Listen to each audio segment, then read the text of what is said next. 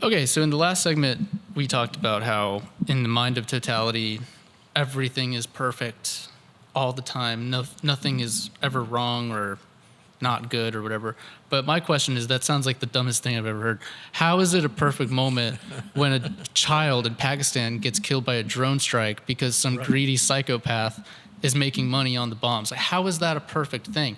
And in our own program, we're all fallible human beings. There's not a single perfect human being. Right. So there's a disconnect there. Like, nothing is perfect. Yeah, when I first heard it, I had the same feeling you did, Stat. I said, how stupid.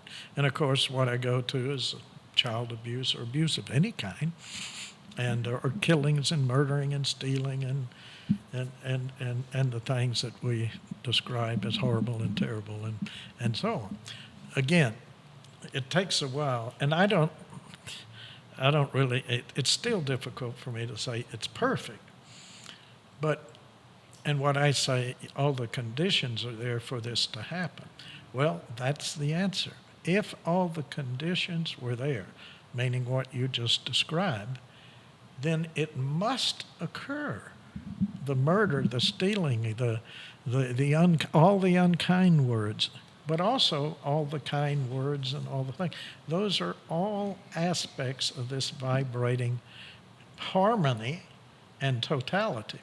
If all the conditions are there, it has to occur, therefore, perfect in the sense that all the conditions are, not that human beings like it or don't like it, right? There's no endorsement here. Yeah, you're not endorsing cruelty and murder and rape and pillage and burning, the guy burning up the churches and so on, because he's listening to black metal music, and that's what made him do it. Bullshit. Okay, but the point is that if the conditions are there, the guy's listening and he believes what he's hearing, then he goes out and buys, a gas can and whatever it is to say, and therefore the church should be on fire, because those conditions happened.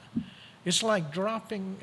Hand me that. Well, it's like dropping this box here. I mean, it must not fall because I don't like it. All the conditions in the universe are there. Every moment, the conditions are there for everything to happen. So we can take that. Perfect is just another sense that it's a word. Yeah, trying to describe it's difficult something that exists in totality. What happens when the earth is burned up and everybody are crispy critters in another 4 billion years? That's what's going to happen. That's what happens when you have supernova explosions in space. So we're all going to be burnt to a crisp. Of course, we won't be here, but our ancestors, if they happen to be around, but that might be another whole species. But at that time, it's just like the dinosaurs. It wasn't really convenient for the meteor to kill them off and almost the entire life on Earth. But yet it was perfect because of all the conditions were there for it to happen. Meaning, not that we're condoning it to happen, but yeah, because of the conditions were there, it makes it perfect for that thing to happen at that moment in time. Yeah, the meteor was traveling in space for billions of years. And it just so happens that, those two paths crossed. You got physics. Two objects can occupy the same space at the same time. Boom. And you have no more dinosaurs, which was convenient for us because we wouldn't have the word perfect is just like when you tell somebody that that dog should have got hit by the car because it ran in front of the car. It should have happened. They look at it and go, no, it shouldn't have. That should never have happened. That dog shouldn't have been let loose. It shouldn't have been loose on the side of the road. Well, it was perfect because all the conditions were there, so it should have happened. They left the door open. The dog got out of the gate. The dog ran in front of the car.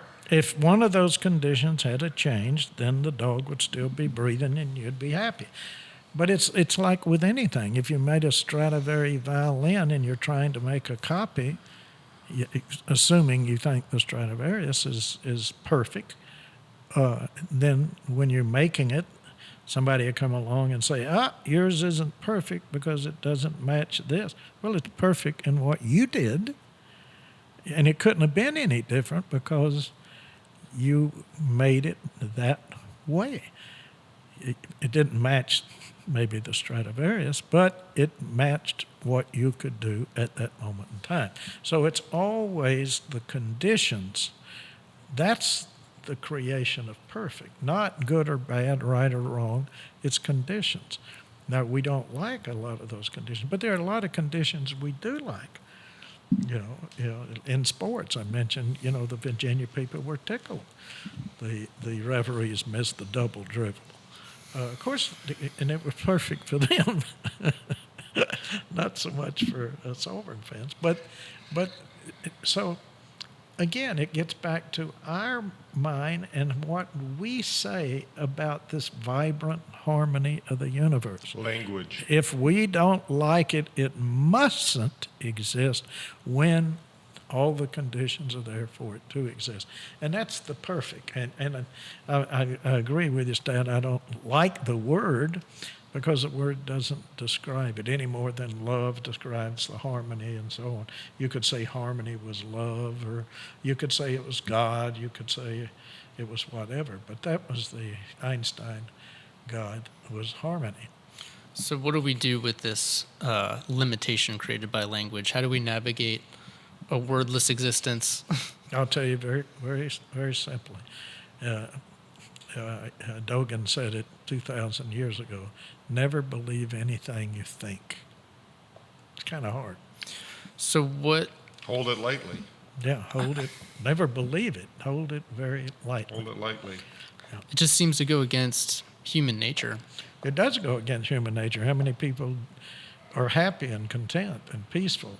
If we did that, you wouldn't have all the killing and fighting and arguing we have. It does go against human nature, which I think, of course, is what is a major flaw in human nature.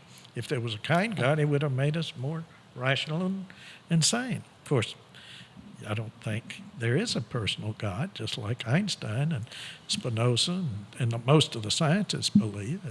I believe in the harmony of the universe. And it's much more loving and peaceful to know you don't have to go join some group. You can find that peace within yourself. It's just like the diagnosis we were talking about here. Well, I'm going to bring that up in a Yeah, separate... I know it, but any time somebody wants to label you, they're trying to put you in a pigeonhole.